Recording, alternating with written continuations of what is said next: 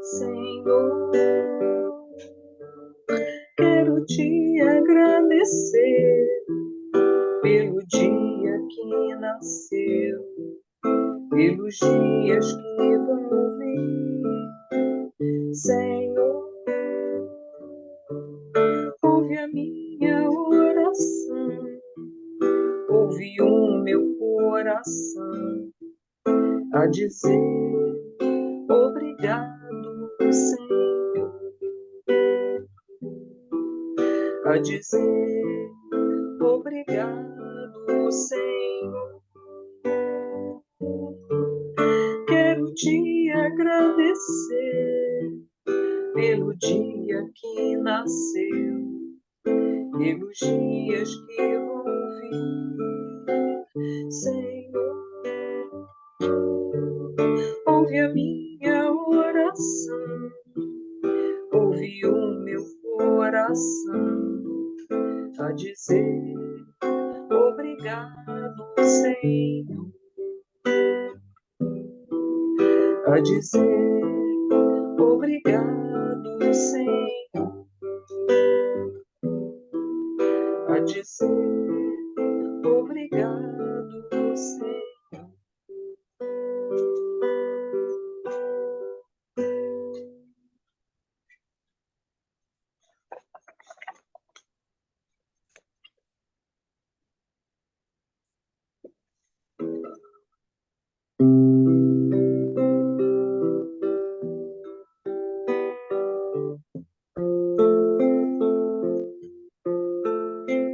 Senhor, tua luz traz imensa paz. Tu és a verdade, o caminho, porto seguro nas aflições, amparo ao sofredor.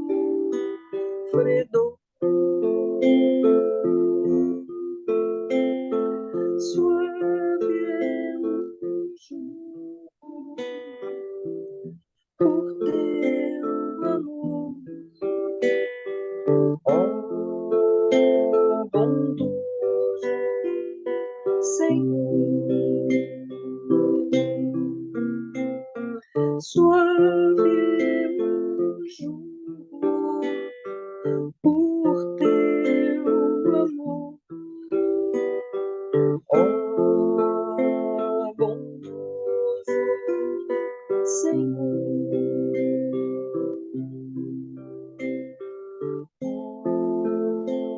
Bondoso Senhor.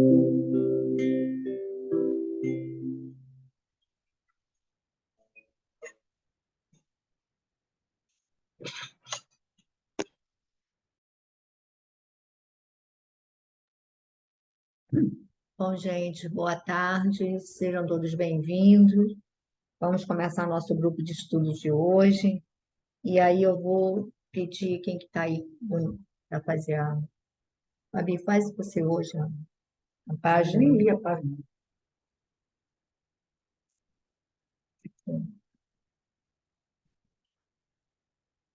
Fazer a prece.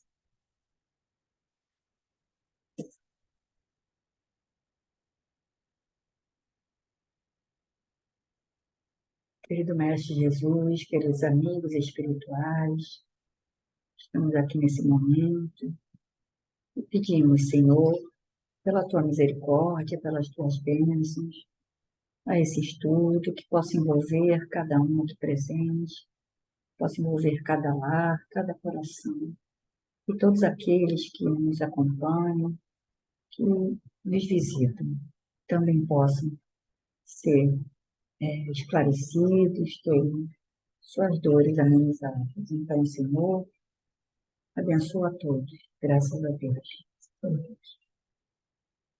Eu falei um pouquinho mais alto, senão a pessoa não vai Deixa eu sentar de comigo. A lição 43, na mediunidade. Temos, porém, este tesouro em vaso de barro, para que a excelência do poder seja de Deus e não de nós. Paulo, segunda carta aos Coríntios, capítulo 4, versículo 7. Utilizando as faculdades mediúnicas de que foste dotado, não ouvides que funcionas à guisa de refletor, cujo material de estrutura nada tem de comum com a luz que retrata. O espelho, seja de metal ou de vidro, detém os raios solares, sem comungares à natureza. E o fio simples transmite o remoinho eletrônico, sem partilhar-lhe o poder.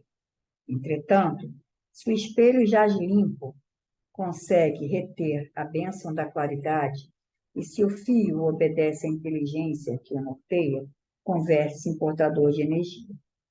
Assim também a mediunidade, pela qual, sem maior obstáculo, te eriges em mensagem de instrução e refazimento, esperança e consolo.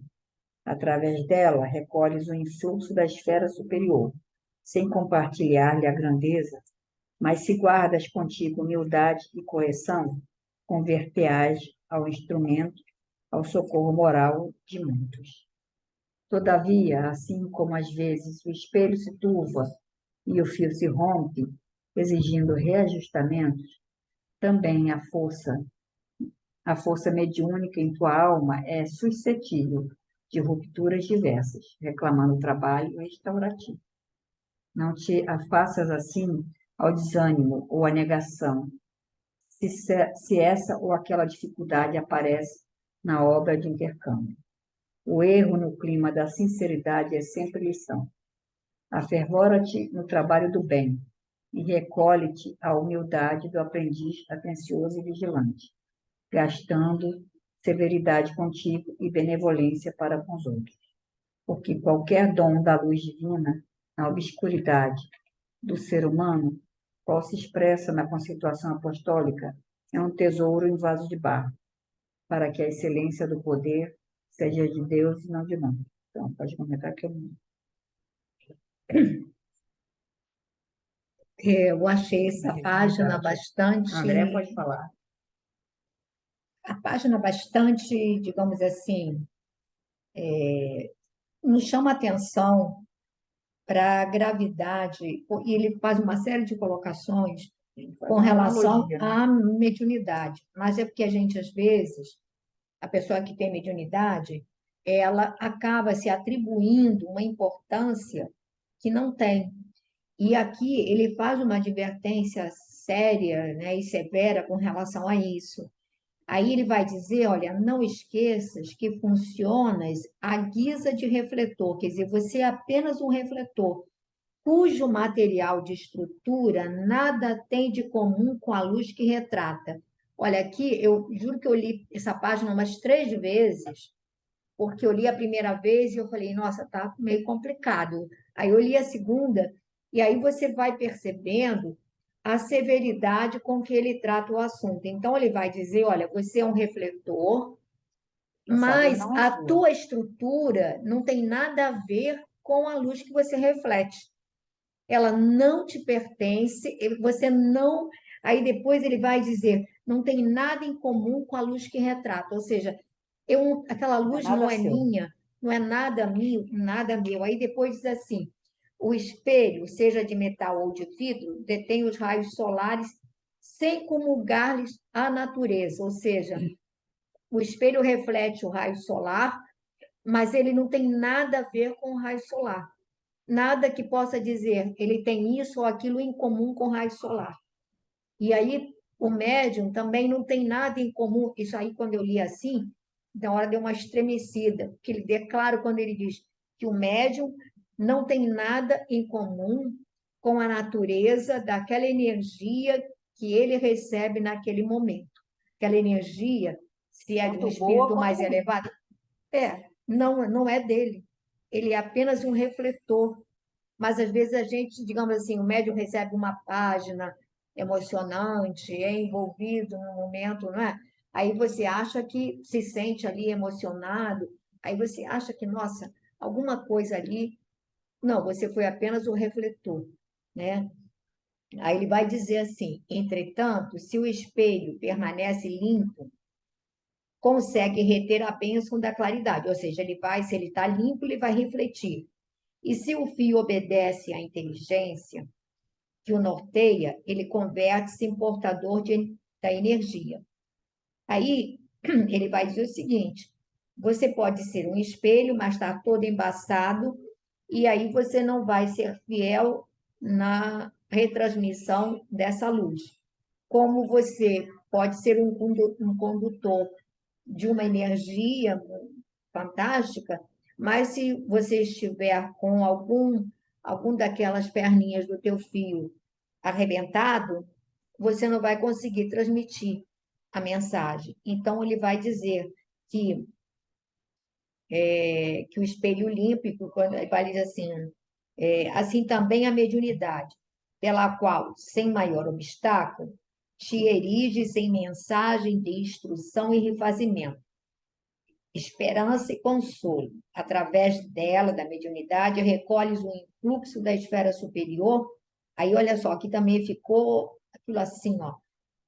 Através da mediunidade, recebes o influxo da esfera superior sem compartilhar-lhe a grandeza. A gente sente aquela emoção naquele momento, você sente, mas você não compartilha daquela dimensão, você não compartilha daquela grandeza, não nos pertence, não nos pertence. Mas aí ele vai dizer, porém, né, a grandeza, mas se guardas contigo humildade e correção. Humildade, que é uma coisa que todos precisamos, somos carentes de humildade. Humildade e correção, te converterás no instrumento ao socorro moral de muitos. Ou seja, a gente tem que agradecer a possibilidade de ser instrumento, né? Já é muito bom.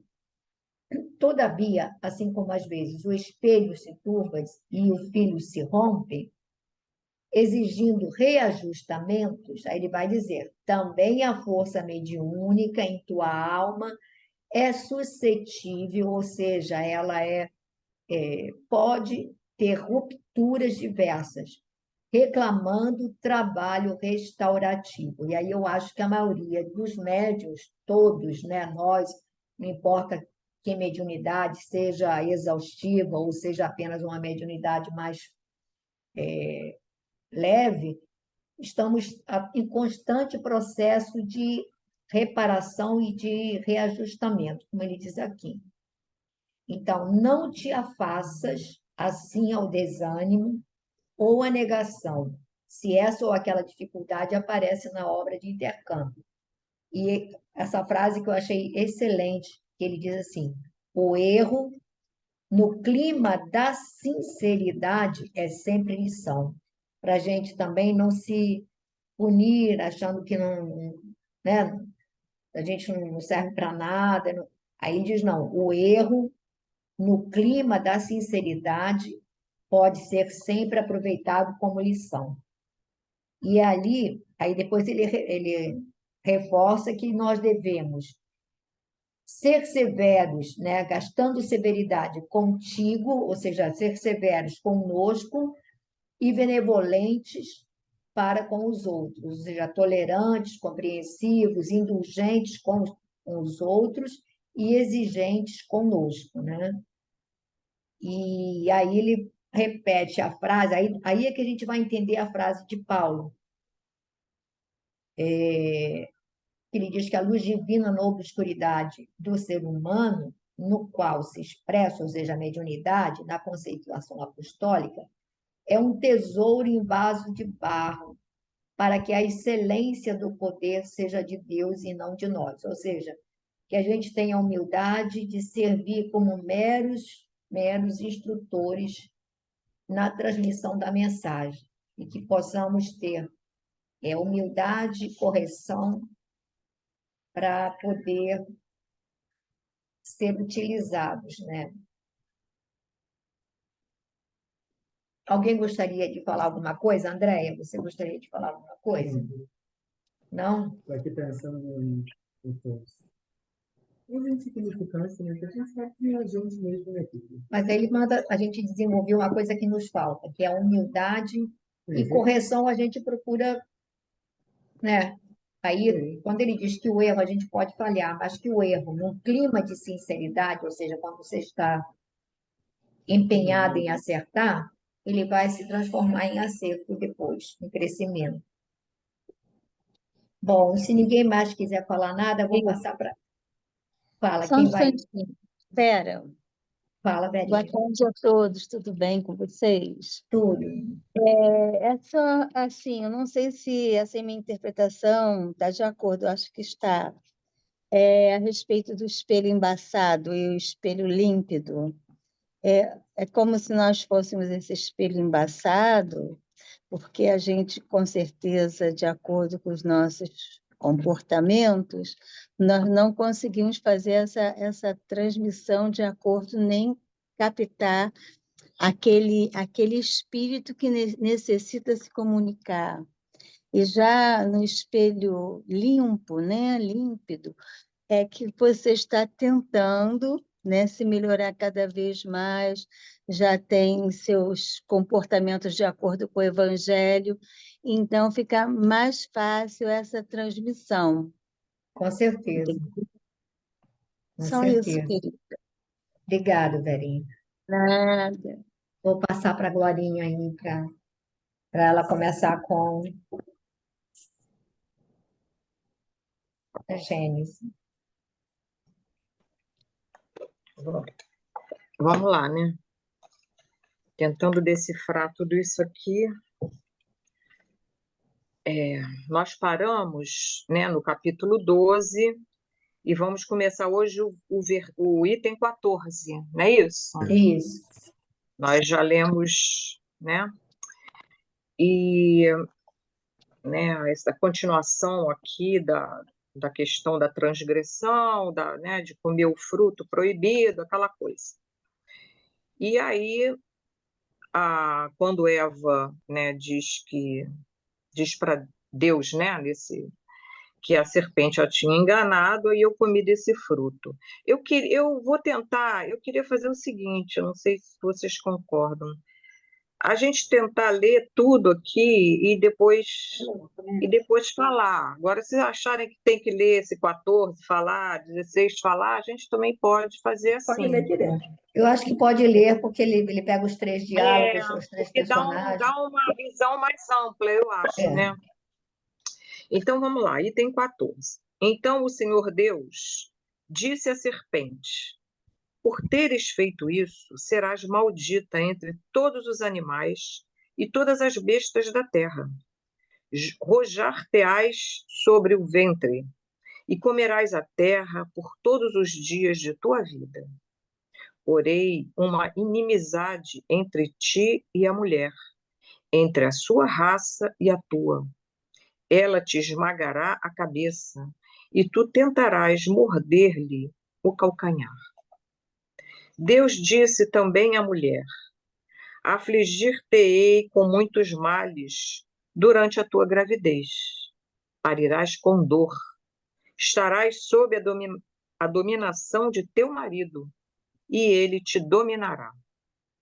Disse em seguida a Adão: por haveres escutado a voz de tua mulher, e haveres comido do fruto da árvore de que te proibi que comesses, a terra te será maldita por causa do que fizeste, e só com muito trabalho tirarás dela com que te alimentares durante toda a tua vida.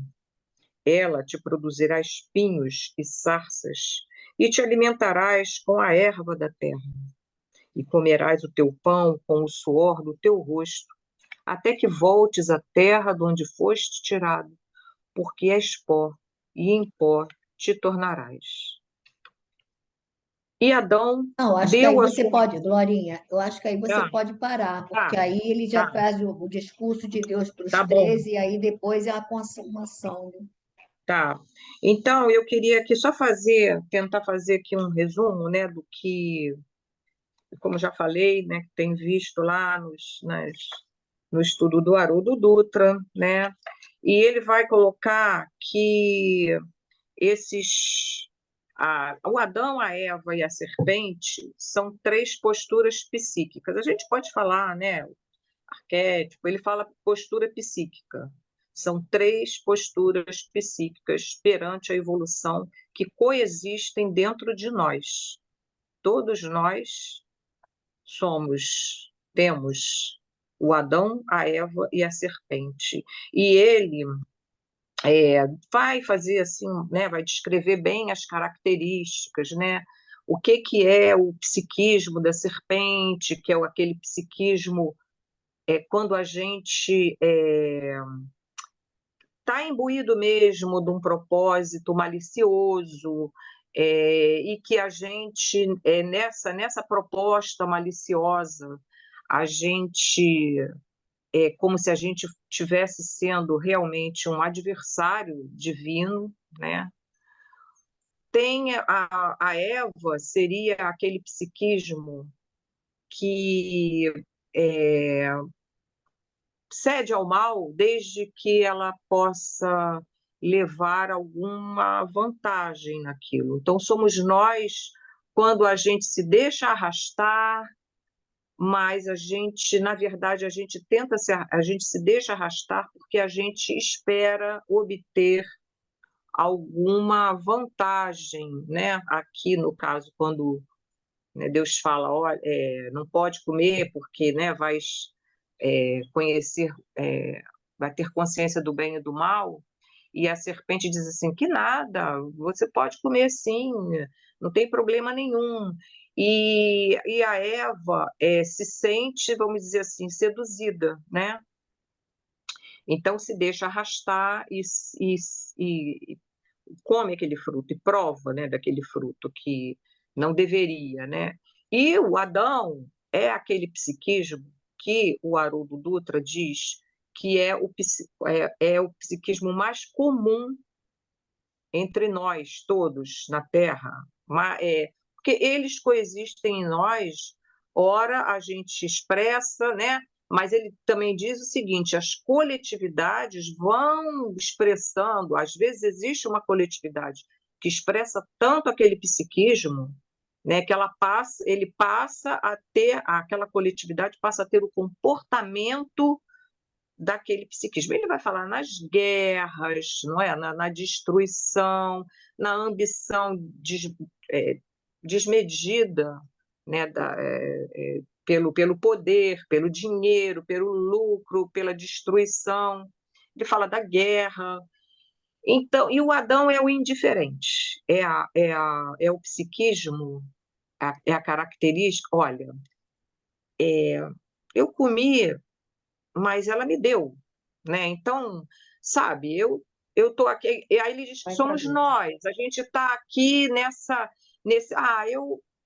todo mundo é assim, né? Eu vou na boiada, né?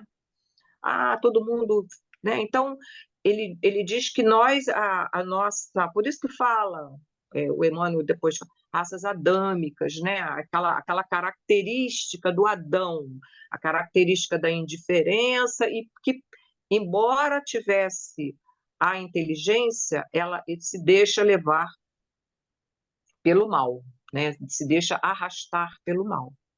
Aí ele diz o seguinte, que essa historinha do Adão e da Eva e da serpente que vai explicar todo o drama nosso, da humanidade, né? E vai o Velho Testamento está baseado nisso. Jesus vai retomar tudo isso para mostrar todas essas consequências. E aí, quando a gente entra aqui quando Deus chega para Eva, né, vai interpelá-la, né? É como se fosse a nossa consciência, né, nos interpelando. Aí Deus vai primeiro à serpente, né?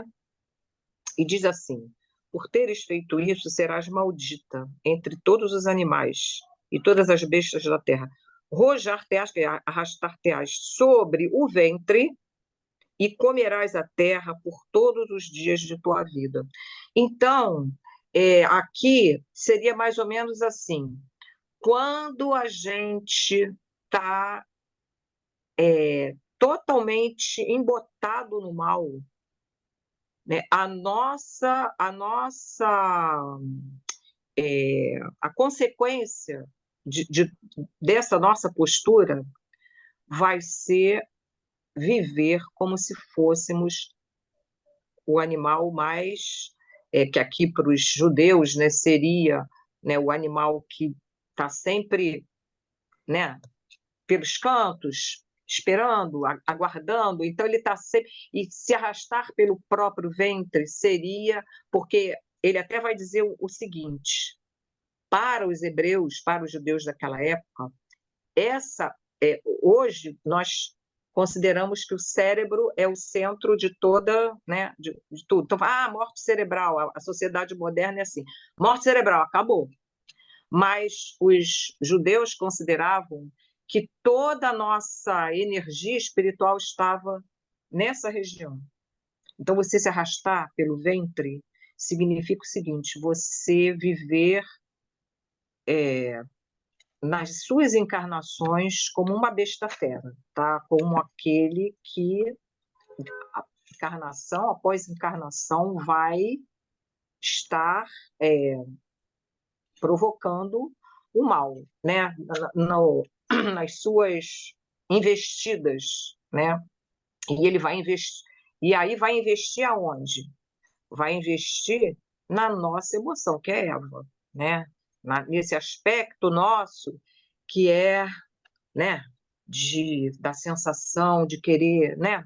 Vou provar, né? Provar, você, né? O sentido, né? Você colocar, você sentir, então você experimentar, né?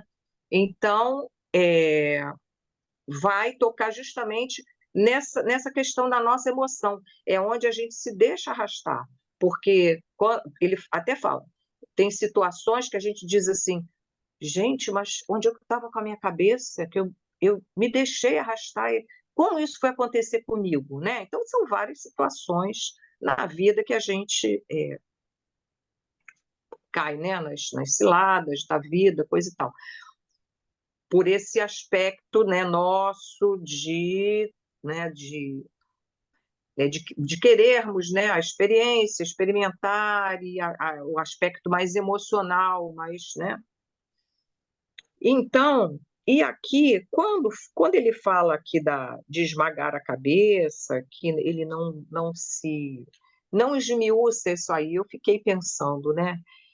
Aí eu fiquei imaginando, bom, isso pode ser uma luta nossa, eterna, não é? Desse mal que ainda existe em nós, né? E aquelas nuances nossas em que a gente permite, né? Então a gente está sempre lutando, Eva lutando contra a serpente, o mal, né? Sempre buscando as nossas Glorinha, emoções, os nossos. Fala, Pepita. Glorinha, é porque a mulher, né, quer dizer, nas múltiplas interpretações, a Eva, ela não é apenas, né, não seria apenas a psique dessa fragilidade, dessa tendência à busca do prazer, porque a gente não pode esquecer que ela pega o fruto porque ele era belo para olhar e ele era gostoso, saboroso para comer. Mas não Então, é a ela sensação dá no sentido de sensação, sensualidade. da Não é sensualidade, sensualidade, não é. Não é. não, eu digo assim, é no todo, tudo que dá prazer, tudo que dá Sim, prazer, tudo que nos que é atraente, atraente, isso. exato. Mas, ao mesmo tempo, a Eva seria o lado, representando a mulher, seria o lado mais sublimado. Tanto é que depois, quando diz para ela que, olha, ela vai parir com dor, ela vai ser submetida, quer dizer, ela vai ser humilhada, vai ser isso, vai ser aquilo. Aí tem o lado da. Quando eu vejo assim, esse processo de ascensão da sensibilidade na mulher, E o calcanhar, como você disse, a gente tem até aquela expressão do calcanhar de Aquiles, ou seja, o ponto vulnerável, isso vem na história, né? No protótipo que vem aí nos arquétipos, o calcanhar de Aquiles.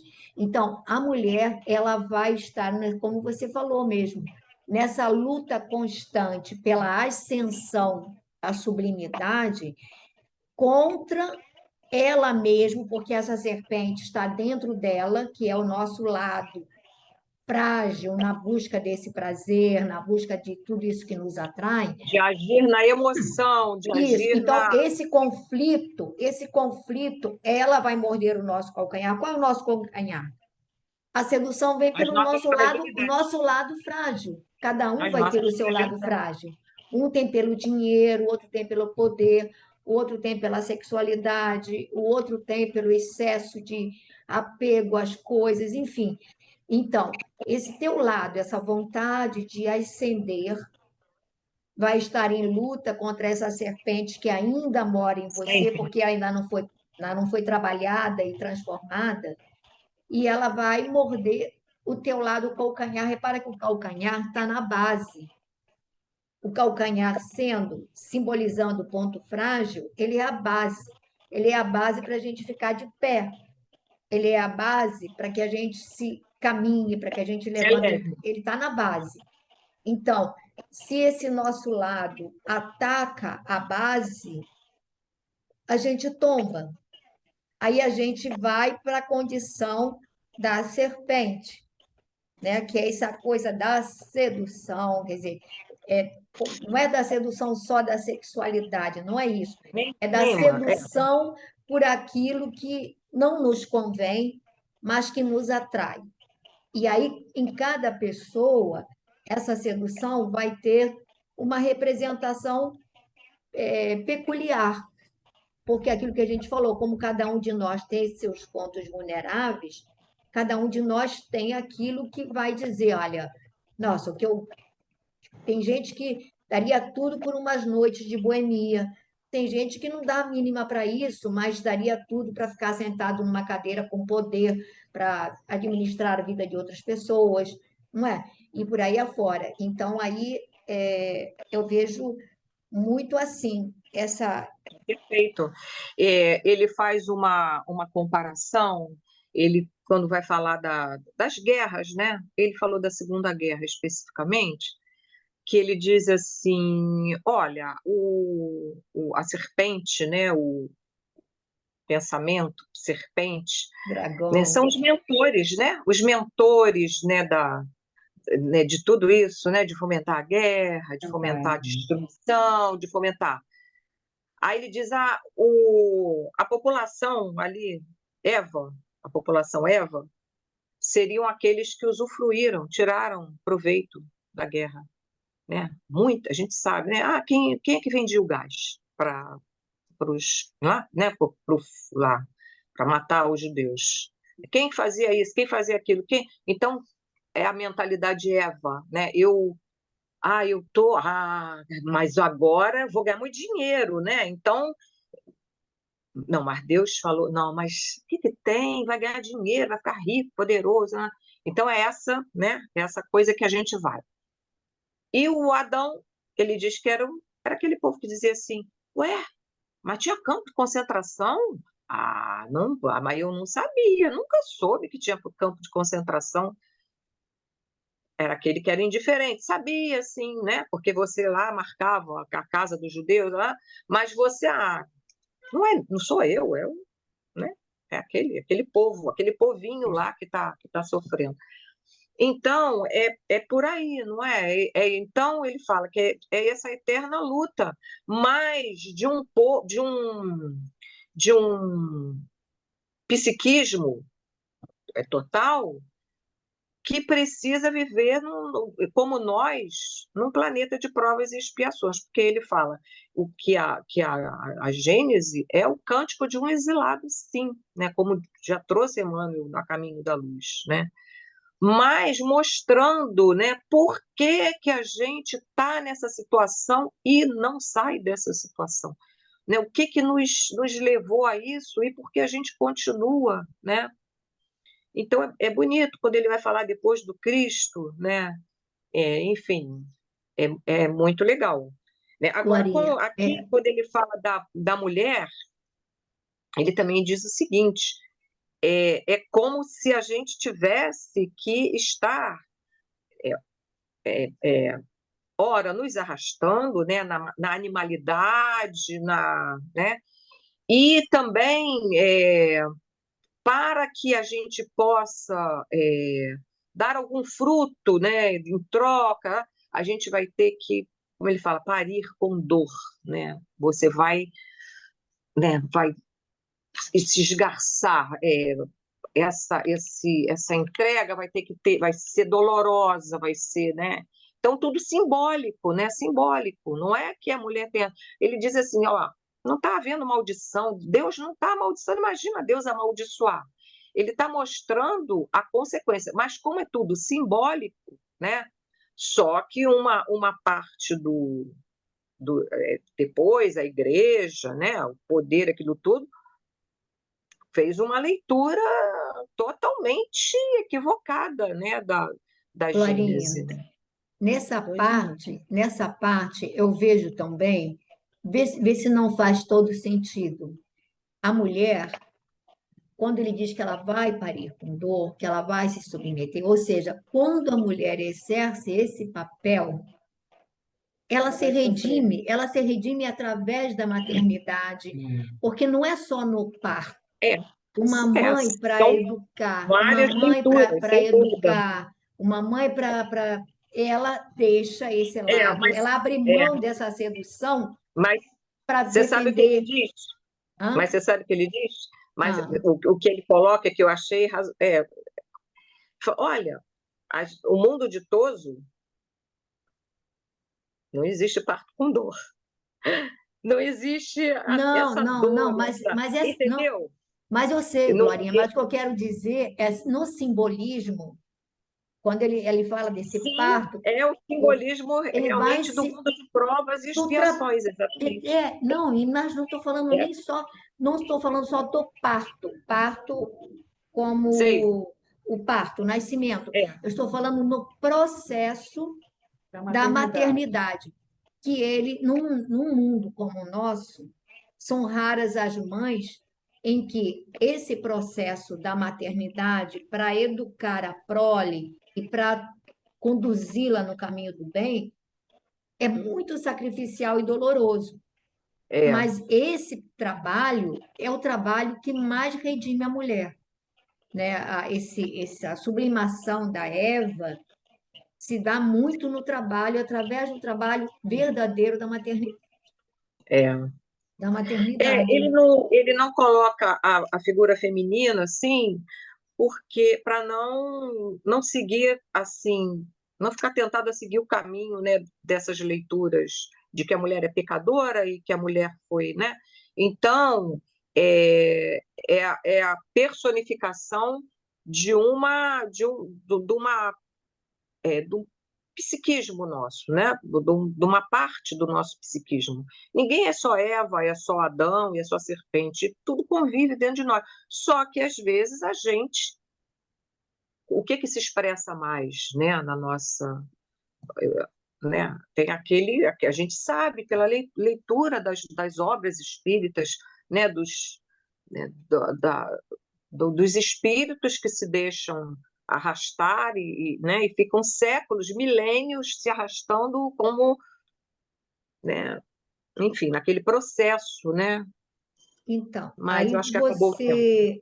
aí você faz assim aquela passagem evangélica em que Jesus vai quando ele vai avaliar aquele servo infiel, e aí ele diz assim: atai-o e jogai-o às trevas exteriores, ou à hiena, ele usa uma vez hiena, outra vez trevas exteriores, onde haverá pronto se ranger de dentes até que ele se liberte. Aí você diz assim: como é que o indivíduo, né, esse Deus, esse Pai, manda amarrar a pessoa, é jogado nas trevas exteriores ou na geena, onde haverá prantos, ranger de dentes, onde haverá, né, o fogo. Às vezes ele usa a expressão fogo eterno, Ou seja, aí você fica parecendo que é imponente, A hiena mas era um aí fogo que esse ardia, né? processo de de lapidação, redenção, né? de redenção, esse processo de redenção e de prisão, você está preso às tuas tuas ações até que você as redima, né? Sim. Você está presa a todas as suas ações.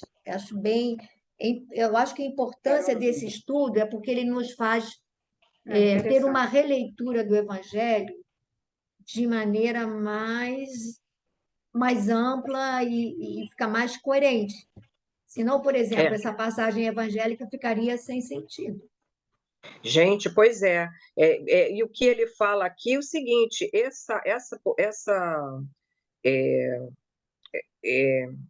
o que Deus fala, né? É o processo de expiação, né? É a nossa expiação, são os processos de expiação, não tomados ao pé da letra. A expiação é você sentir a dor do parto. Não é isso, né? Mas são os processos expiatórios, né, e dolorosos.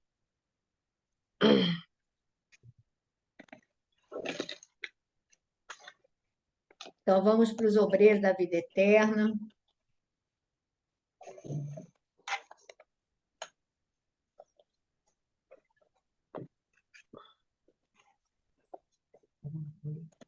Por favor, Deise, onde parou, hein?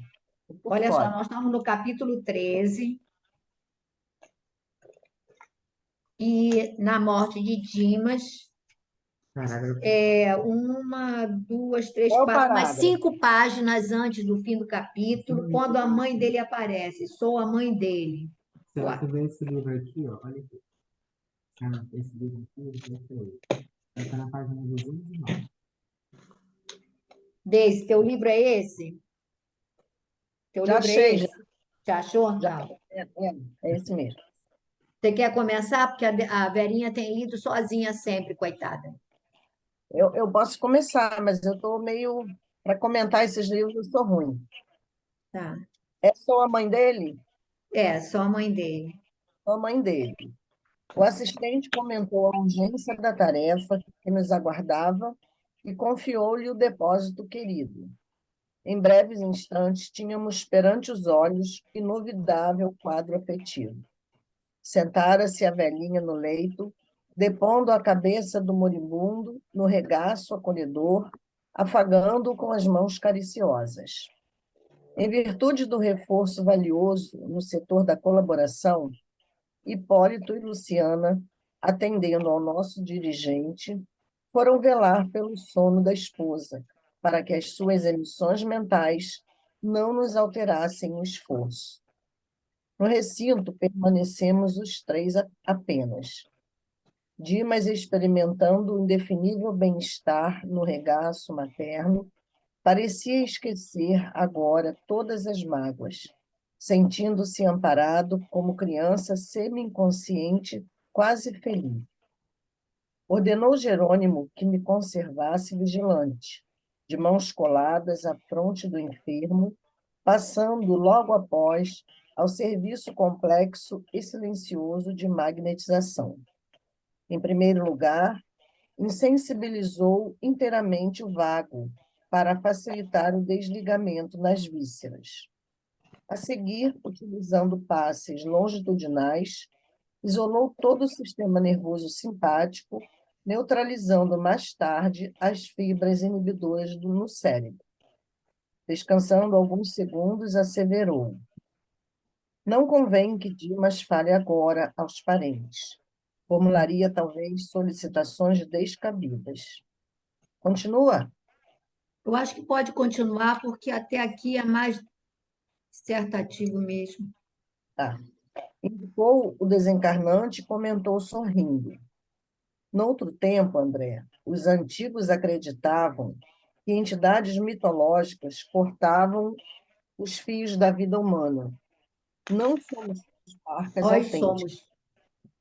Nós somos parcas autênticas, efetuando semelhante operação.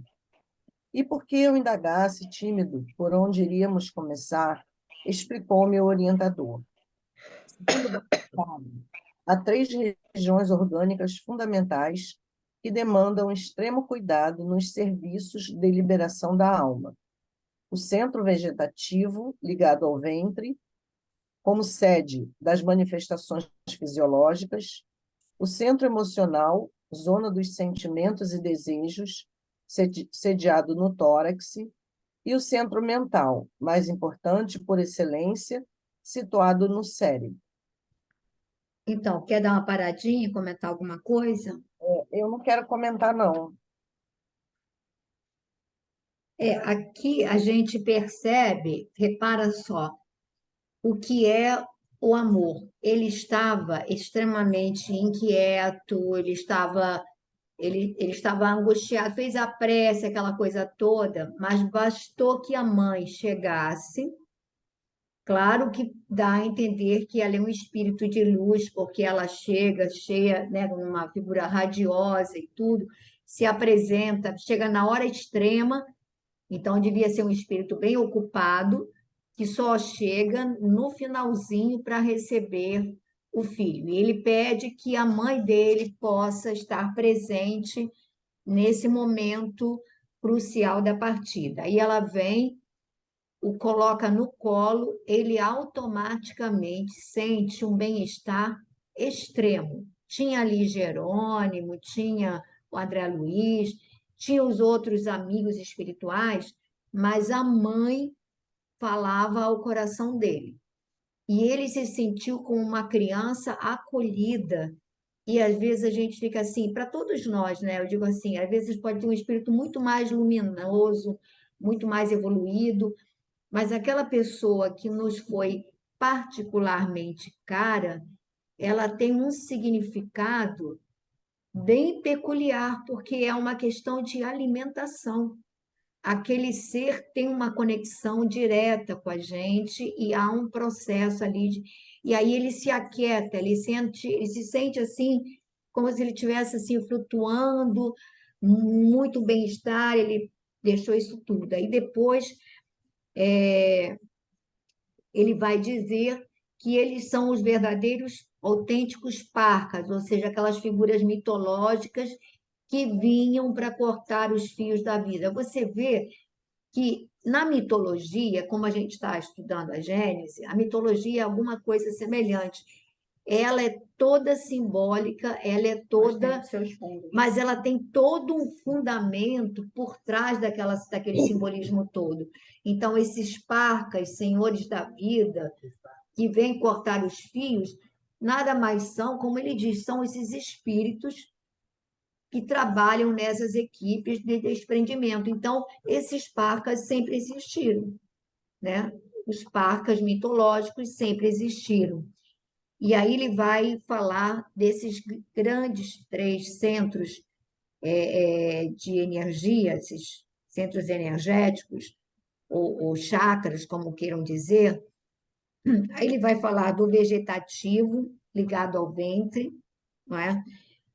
Que é como sede das manifestações fisiológicas, o emocional como centro dos desejos e do tórax, que ligado ao tórax, ou seja, ao coração, ao plexo, e o mental, né, que seria o mental, frontal, mais importante por excelência situado no cérebro.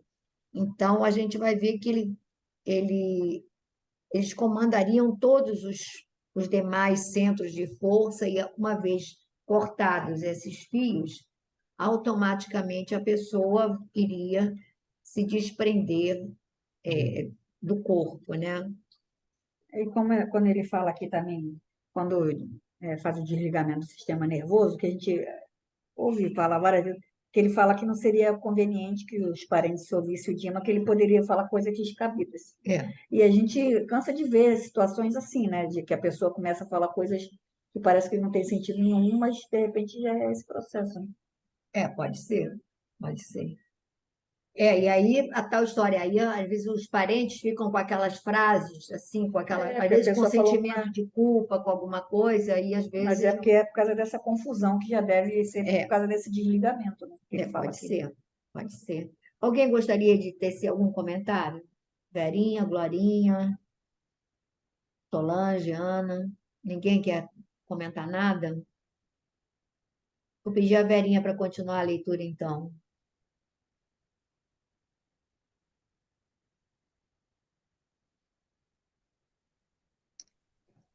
Eu desliguei o microfone porque a minha cachorra está andando para lá e para cá, e de vez em quando ela dá um latido, mas eu vou começar a ler. A gente parou aqui. E por que eu indagasse tímido por onde iríamos Não, começar? minha curiosidade intelectual. Tá. É o que eu estava naquele que você estava explicando. Minha curiosidade intelectual era entendendo, porém, que a hora não comportava longos esclarecimentos, abstive-me de indagações. Jerônimo, todavia, gentil como sempre, percebeu meu propósito de pesquisa e acrescentou: Noutro ensejo, Andréa, você estudará o problema transcendente das várias zonas vitais da individualidade. Aconselhando-me cautela na ministração de energias magnéticas à mente do moribundo, começou a operar sobre o plexo solar, desatando laços que localizavam forças físicas. Com espanto, notei que certa porção de substância leitosa extravasava do umbigo, pairando em torno. Esticaram-se os membros inferiores com sintomas de resfriamento. Dimas gemeu em voz alta, semi-inconsciente.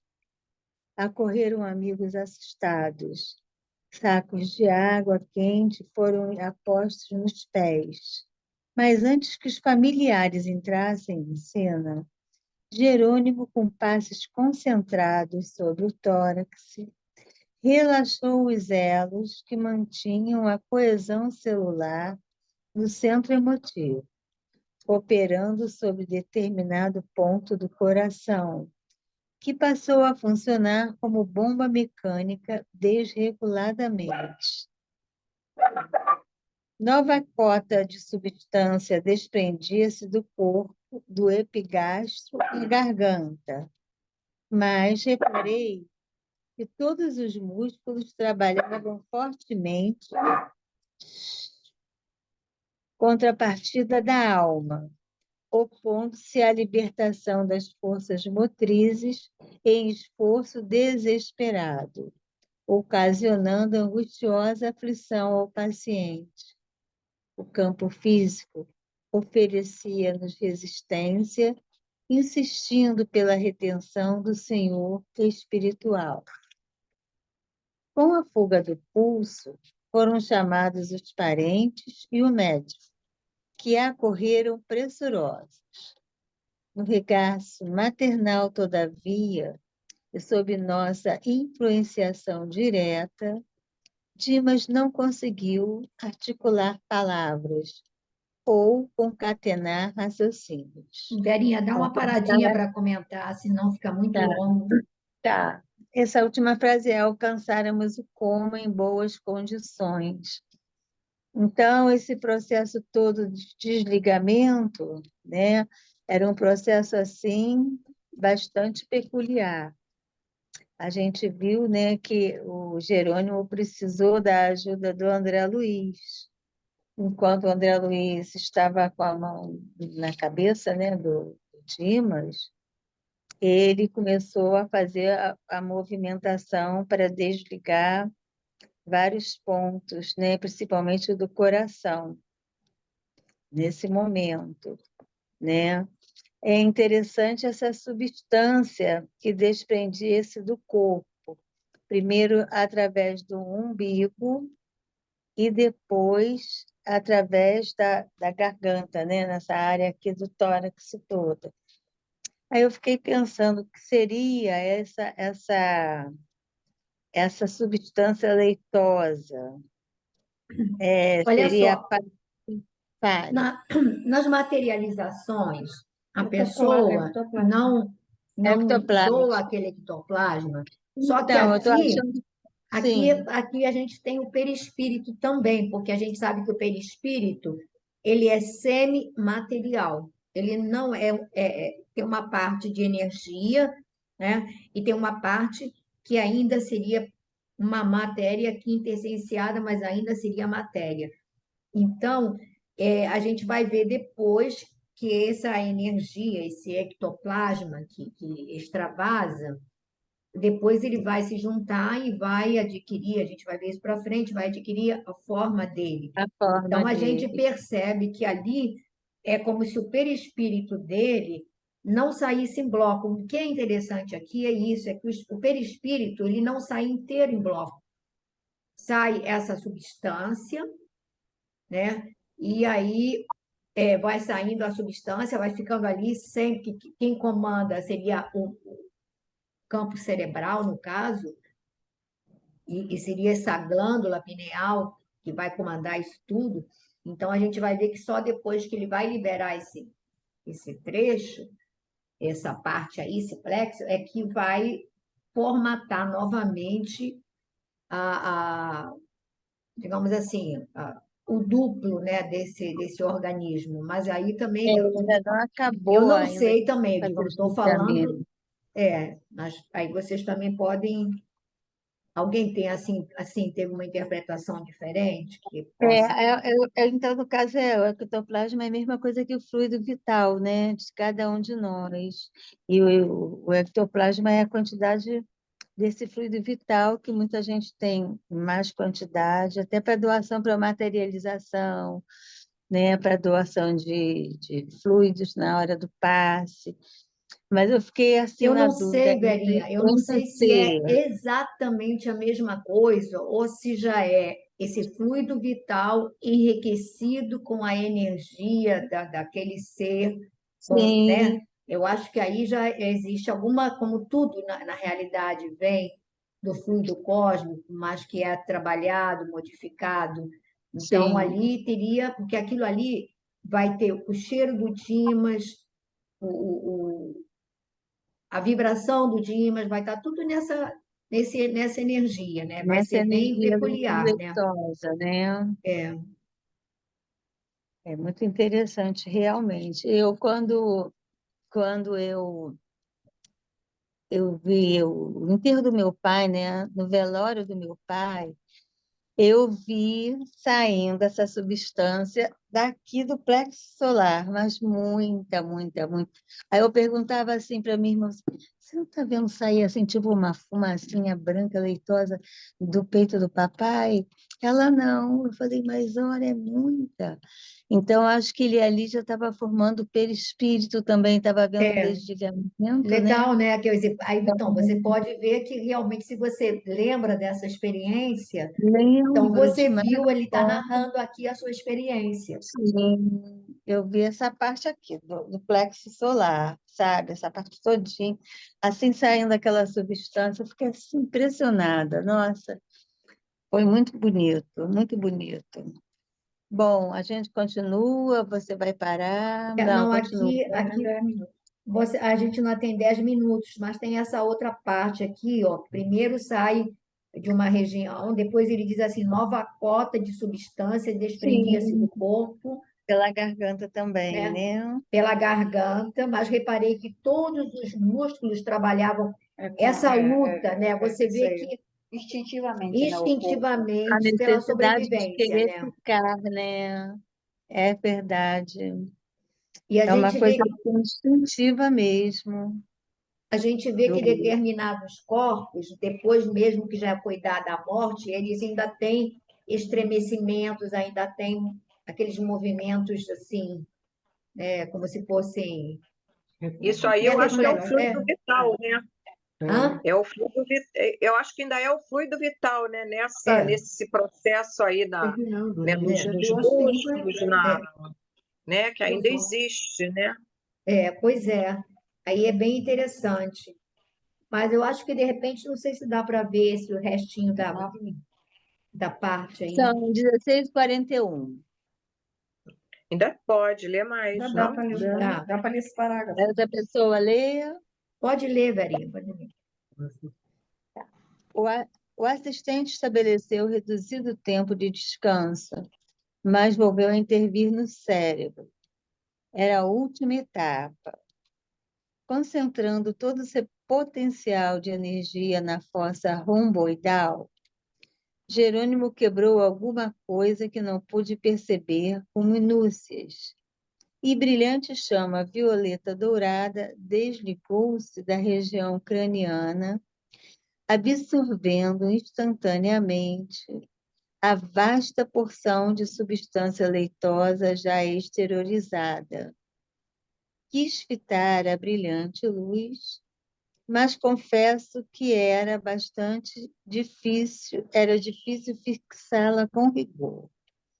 Em breves instantes, porém, notei que as forças em exame eram dotadas de movimento plasticizante. A chama mencionada transformou-se em maravilhosa cabeça, tudo idêntica do nosso amigo em desencarnação, constituindo-se após ela todo o corpo perispiritual de Dimas, membro a membro, traço a traço.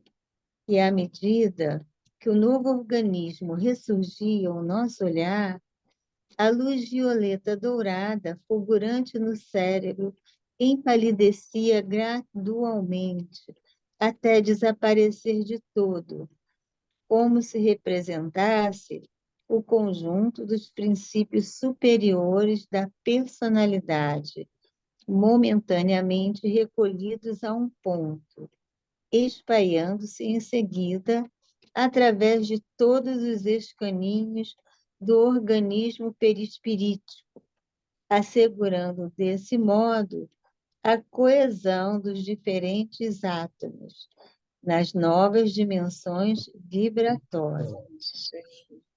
Olha só, a gente agora, não é 45 que termina? Então, a gente tem... Não, é 50.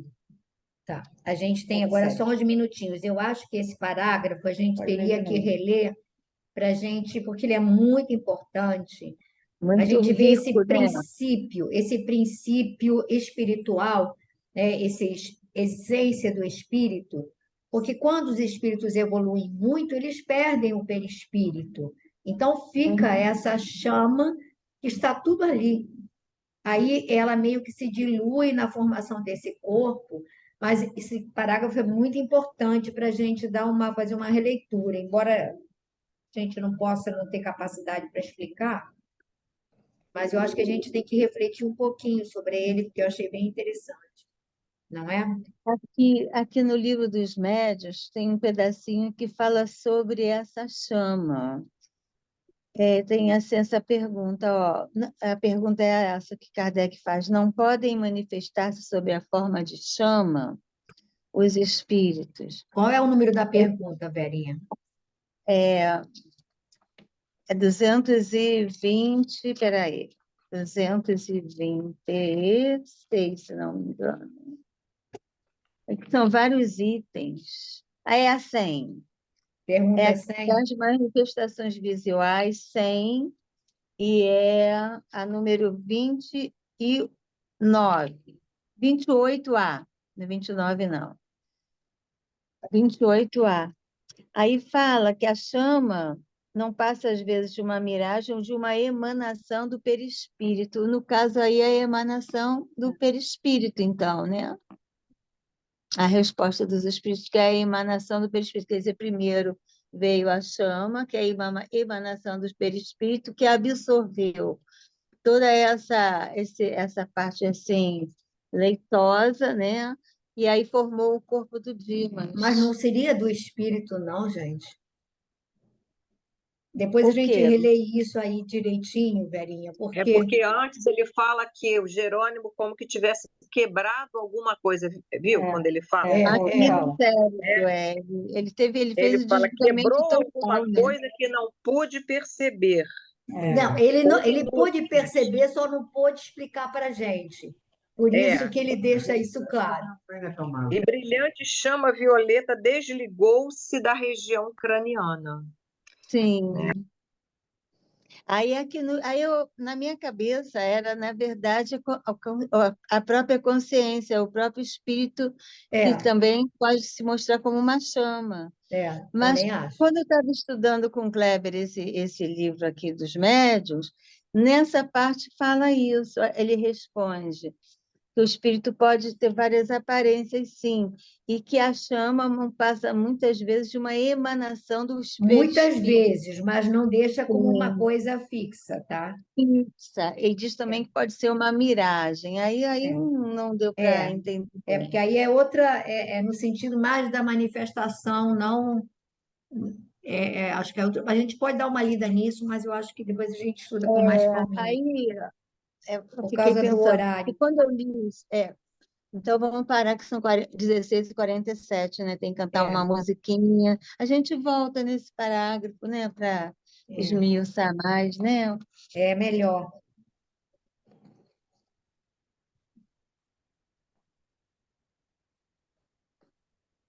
O que você está mastigando, Mel? Daqui um momento, tá?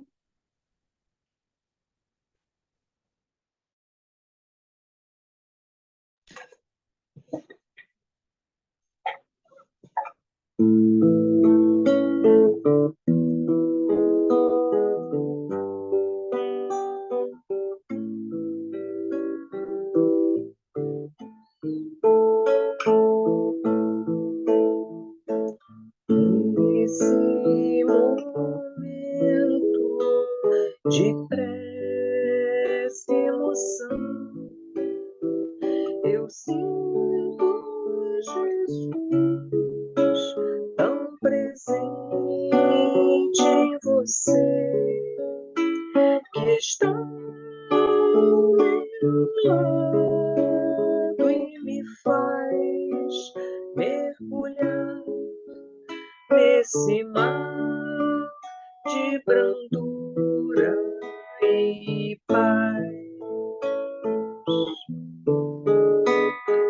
Tento estar perto do seu coração, unir nossos passos na prece, entender que estar com Jesus no caminho é amar, é sonhar, é encontrar, é sofrer. Então me leva a pensar no meu viver, refletir em paz. Então me leva a pensar no meu viver, refletir em paz. Tento estar perto do seu coração, unir nossos passos na prece, entender que estar com Jesus no caminho é amar, é sonhar, é encontrar, é sofrer. Então me levo a pensar no meu viver, refletir em paz. Então me levo a pensar no meu viver, refletir em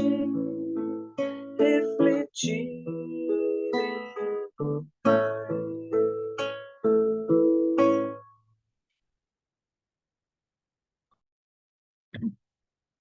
Então, nós vamos agradecer a Jesus pela bênção desses momentos em que nos reunimos em seu nome para estudar essas obras. Senhor, vês que a nossa dificuldade é grande, que estamos longe de poder penetrar esses estudos com uma compreensão maior, com um entendimento mais aprofundado. Mas estamos aqui, mestre querido, tentando, de alguma maneira, abrir as fronteiras da nossa consciência, do nosso entendimento, para poder entender melhor o teu chamado, a tua mensagem. Ajuda-nos, mestre, para que possamos trabalhar as nossas tendências inferiores, para que possamos, de alguma maneira, transmutá-las em energias superiores. Ampara-nos nessa nossa caminhada que é longa e que muitas vezes nós nos deixamos levar por um sentimento de cansaço, por um sentimento de vitimação. Não importa, mestre, o que importa é que nos auxilies a levantar-nos e a caminhar na tua direção, hoje e sempre. Te pedimos ainda que abençoes a todos os espíritos que participaram deste estudo conosco, aos nossos familiares, aqueles que vêm no intuito de amparar-nos, tutelar-nos. Então, mestre amado, abençoa-os a todos, multiplicando-lhes as luzes, e que possamos, mestre, ser mais dóceis, mansos e nos rendermos aos teus desígnios. Que assim seja.